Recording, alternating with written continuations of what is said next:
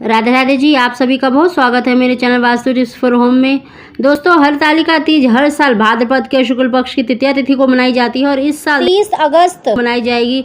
ज्योतिष अनुसार देखिए, हरतालिका तीज पर 14 साल बाद रवि योग बन रहा है। मान्यता है कि इस शुभ योग में व्रत और पूजन करने से सुहागनों की मनोकामना पूरी होती है।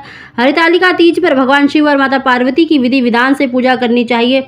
इस दिन सुहागन महिलाएं देखिए पति की लंबी आयु के लिए, सुख समृद्धि की कामना के लिए निराहार निर्जला व्रत रखती हैं।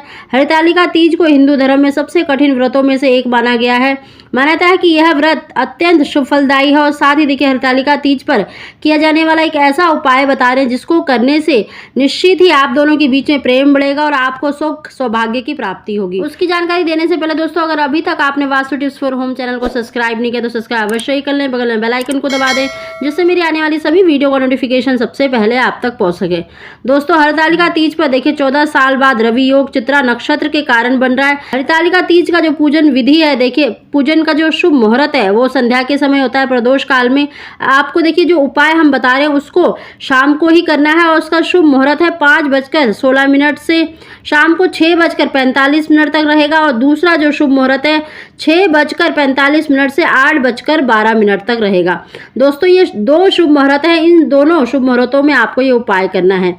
दोस्तों, हरतालिका तीज व्रत करने से देखिए पति की लंबी आयु प्राप्त होती है। मान्यता है कि इस व्रत को करने से सुयोग्य वर की प्राप्ति होती है। संतान सुख भी इस व्रत के प्रभाव से मिलता है। साथ ही दोस्तों, अगर पति पत्नी में देखिए लड़ाई झगड़ा चल रहा है, कलेश चल रहा है, अगर आपकी तरफ वो ध्यान नहीं देता या आपको छोड़कर कहीं अन्य मतलब दूसरी औरत के चक्कर में पड़ गए हैं या किसी दूसरी लत में पड़ गए हैं, तो आप ये उपाय अवश्य करेंगे तो निश्चित ही इस दिन सर्वार्थ सिद्ध योग के दिन इस उपाय को करने से निश्चित ही जो आपकी मनोकामना है वो अवश्य ही पूरी होगी। दोस्तों, इस दिन देखिए हरतालिका तीज पर गणेश जी और भगवान शंकर और माता पार्वती की पूजा की जाती है। मिट्टी की तीनों की प्रतिमा बनाई जाती है। आप इनकी प्रतिमा यानी फोटो लेकर भी मतलब उनके आगे ये उपाय कर सकते हैं। गणेश जी का सबसे पहले पूजन करें क्योंकि वो प्रथम पूज्य होने के साथ साथ रिद्धि सिद्धि के दाता हैं, तो आपको निश्चित ही आपके कार्य में सफलता मिलेगी। उसके बाद देखिए भगवान शंकर की और माता पार्वती का पूजन अवश्य करें। साथ ही दोस्तों देखिए इस दिन माता पार्वती को श्रृंगार अर्पित किया जाता है। इस दिन आपको माता पार्वती को 5 या 7 बार मतलब सिंदूर अवश्य लगाना है। उनको लगाने के बाद आपको अपनी मांग में भरना है। 5 या 7 बार आप अपनी मांग में भी भर सकती हैं, मतलब उसी उंगली से आपको अपनी मांग भी भरनी है। साथ ही दोस्तों इस दिन देखिए भगवान शंकर को भी आपको जो उनकी प्रिय वस्तु है बेलपत्र, भांग, धतूरा अवश्य अर्पित करना चाहिए। जो भी आपके पास सामग्री है वो अवश्य अर्पित करें और साथ ही इस दिन देखिए पीले फूल और पीले फल अवश्य चढ़ाएं। और साथ ही आपको जो उपाय बता रहे हैं, इस दिन आपको देखिए मीठा पान माता पार्वती और भगवान शंकर को अर्पित करना है और उनकी पूजा करने के आरती करने के बाद देखिए आपको पान का भोग तो लगाना ही है। साथ ही आप पीली मिठाई का भी भोग लगा सकते हैं, पीले फल का भी भोग लगा सकते हैं।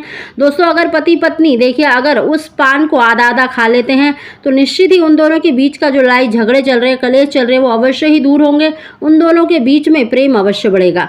दोस्तों, अगर आप मीठा पान नहीं ला सकते तो आप इस दिन पीले फल या पीली मिठाई का भी भोग लगा सकते हैं, उसको भी आप अपने पति को खिला सकती हैं। और साथ ही इस दिन अपने पति के मस्तक पर भी मतलब सिंदूर का जो तिलक है वो अवश्य करना चाहिए। अगर वो किसी कारणवश आपके साथ नहीं रह रहे तो आप उनकी तस्वीर पर भी मतलब तिलक कर सकती हैं। जिस सिंदूर से आपने अपनी मांग भरी है उसी सिंदूर से आपको फोटो पर या अपने पति के मस्तक पर तिलक करना है। और साथ ही अगर आप मतलब जो प्रसाद आपने चढ़ाया है वो खिला सकें तो अवश्य खिलाएं। अगर वो आपके पास नहीं है या आपके हाथ से नहीं खाना चाहते तो कोई बात नहीं, आप अवश्य ग्रहण करें और माता पार्वती से और भगवान शंकर से प्रार्थना अवश्य करें। आप दोनों के बीच में प्रेम बढ़ाने के लिए सुख सौभाग्य की प्रार्थना अवश्य करेंगे तो निश्चित ही आपकी जो मनोकामना है वो अवश्य ही पूरी होगी।